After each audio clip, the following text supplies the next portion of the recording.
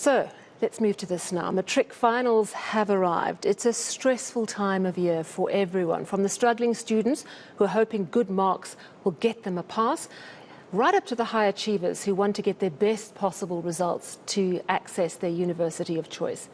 Add to that the stress of the past few years of COVID, school lockdowns, the loss of learning, the ongoing load shedding. The class of 2022 is under a lot of pressure. It's something parents and teachers are mindful of. But how do you help your matric stay calm and focused? What are the warning signs they're just not coping? It's a subject that Joseph Gerassi, Executive Head of Redhill School, is passionate about, and he joins me now. Joseph, thank you so much for your time this evening.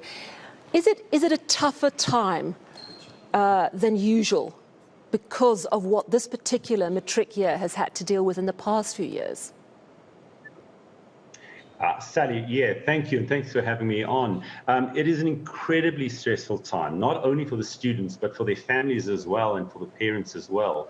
The only thing I can really say is that feelings of stress and anxiety around exam time is completely normal, though, especially with all the hype that students hear from teachers and parents leading up to their finals.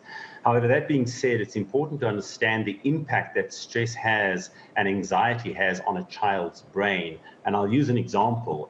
Imagine that your child goes for a walk in your suburb and suddenly they, get chased by an aggressive dog. The more primitive part of their hindbrain will kick in and flood their body with adrenaline so that they can run faster than usual, much like animals in the wild. Now, while they're trying to escape from this aggressive dog, imagine asking them to remember a physics formula or quadratic equation.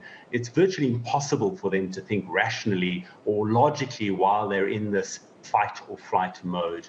And this is one of the key reasons why stress and anxiety can lead to poor performance, because students aren't activating the prefrontal cortex of their brain where reasoning, objectivity, and problem solving take place. Now, I would imagine that could affect any child. I remember my matric year and getting such pressure on all of us from the teacher saying, you're going to fail, and getting quite annoyed because by that stage, even I had grasped that this was quite an important set of exams that I should apply my mind to.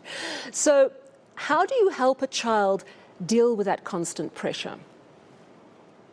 Okay, so I've got a couple of things, that I'd like to, offer to parents in order to, to help reduce the anxiety and to activate that prefrontal cortex, also known as the executive center of their brain. So let's go right back to basics.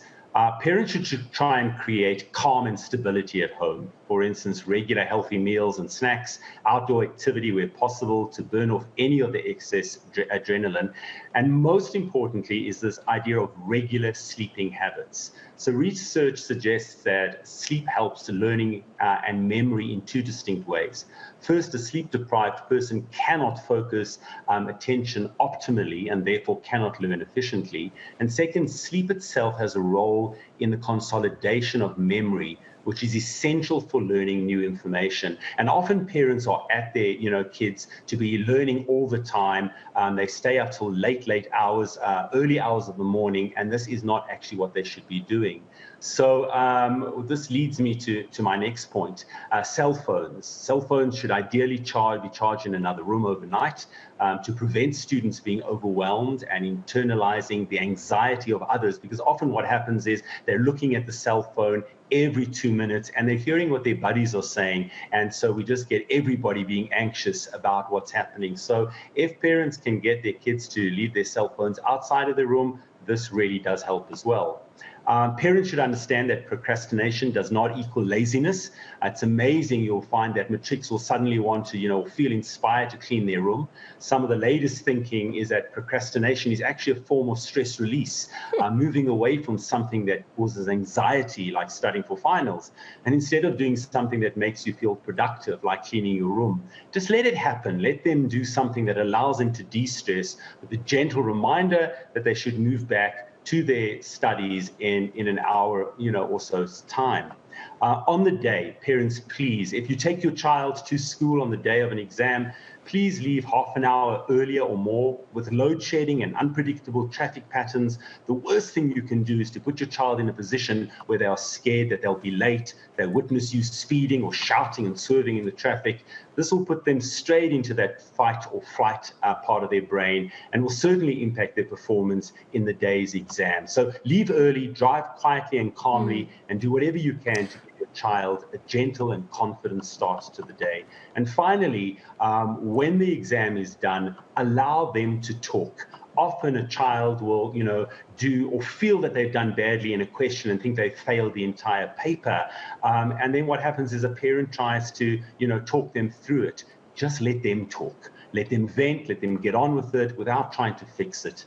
Sometimes parents try hard to fix it, difficult emotions that children are facing, when actually the best thing they can do is just emphasize, empathize.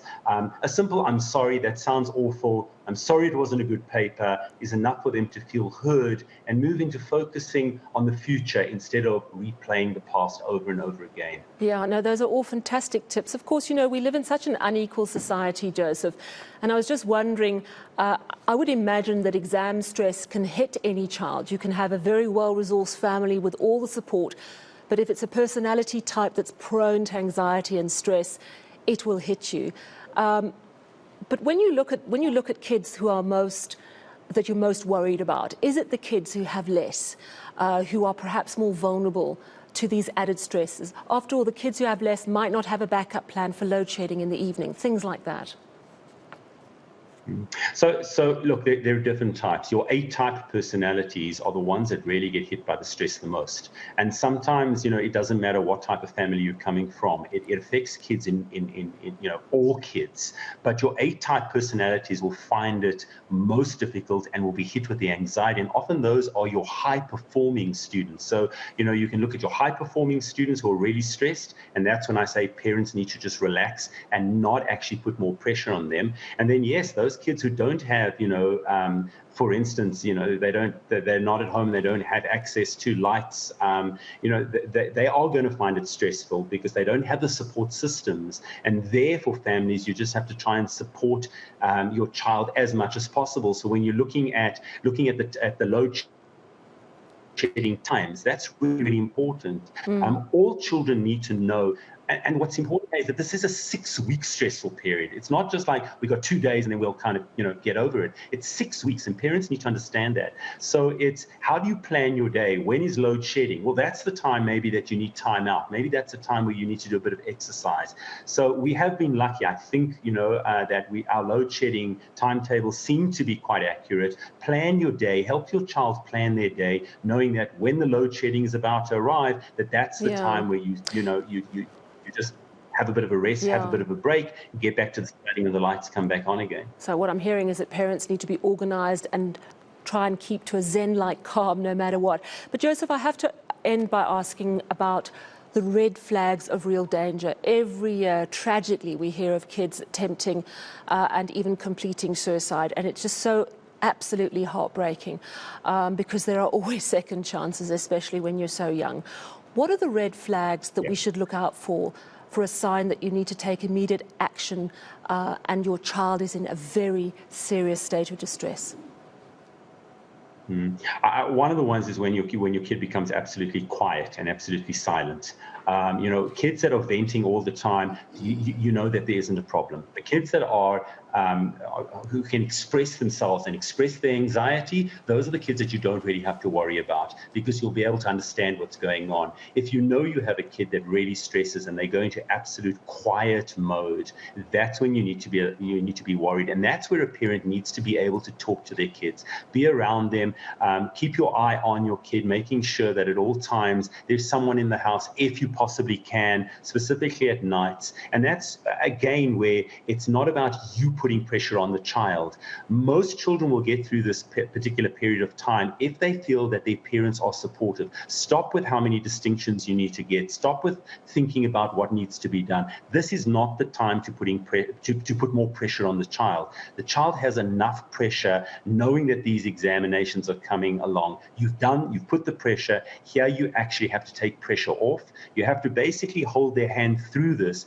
let them know that you're there to support them and that the results will take care of themselves. But you're absolutely correct. Here's the time that you have to worry about that anxiety and what might happen if we put that extra pressure on them. So I'd say take the pressure off, make the surroundings as comforting for your child as you possibly can, and watch out if they go into a complete silent mode where they're not talking. Sit them down then and just talk to them. How's your day going? How are things, how do they feel about the exam that's happening tomorrow? Allow them to vent, allow them to express themselves. And if they are having that anxiety, don't tell them that it's ridiculous. Don't tell them that they must pull themselves together, but rather be there to say, I understand, I know what you're going through. How can I help you? Can I get you a cup of coffee? And can I just be there for you? And I think that's really important. Yeah, absolutely. And if it seems that you cannot make headway with your child, that I suppose is the time to reach for professional help. Thank you so much